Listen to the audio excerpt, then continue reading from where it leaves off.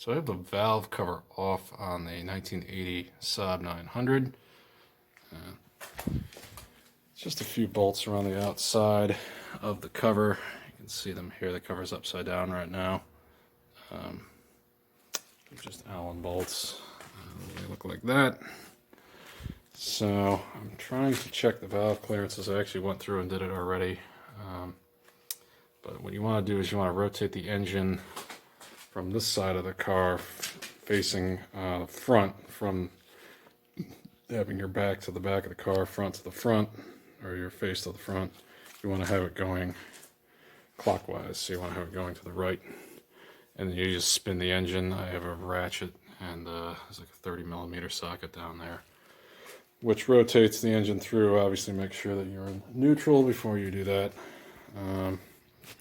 So just looking at the clearances, they are a little bit tight. I just use a go, no-go method on the feeler gauges. So I have a 0.203mm, which is going to go, and that actually is able to down underneath the cam lobe.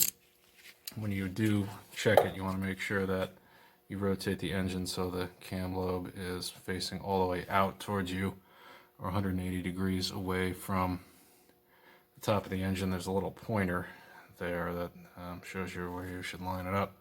So the cam lobe should be pointing out towards you, and then you want to check in between the little valve shim, which should also spin, though you may not be able to see that down there.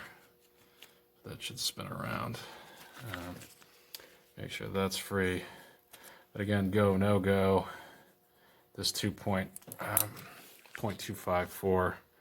You really can't focus on with this, but it's a 0.254mm as opposed to a 0.203mm. This is a go, this is a no-go. So we know that that clearance is somewhere in between 0.203 and 0.254, which is too tight for the engine. So it's pretty far out. I may have to get some new shims for this cylinder. The rest of them look a little bit better.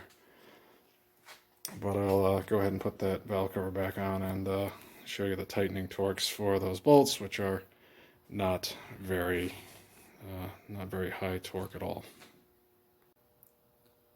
Okay, so I have the valve cover back on. That was a bit of a chore. It says uses a cork gasket, which means it's not very rigid. And down below here on the between the engine and the cylinder head, the valve cover and the cylinder head, you know, I'm not really, it's kind of hard to see, but that gets pinched. So I highly suggest you use an inspection mirror like this, unless you want to hang upside down underneath your car. I did run this a little bit, and it doesn't look like it's leaking, so that's good. Probably one of the reasons why it was leaking so badly is because whoever did this last never bothered to check to see if the gasket was seated.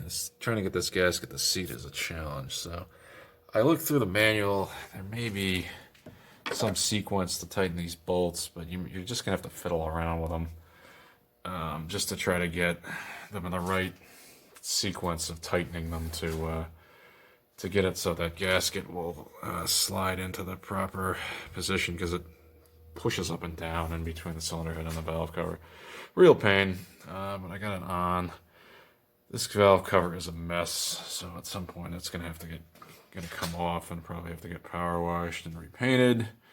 If I do end up doing the valves and doing the shims on the valves, that number 4, either 1 or 4 cylinder head, or the cylinder closest to the firewall, is pretty tight. So I'll have to take a look at that. Torque specs on these are like laughably low. It's like 3.6 foot-pounds or 4-point-something foot-pounds. So I just set my torque adapter to the lowest setting and just twisted it till it started beeping in between, like the warning beep before you get to the torque setting. But yeah, you're going to have to fiddle around with that those bolts quite a bit.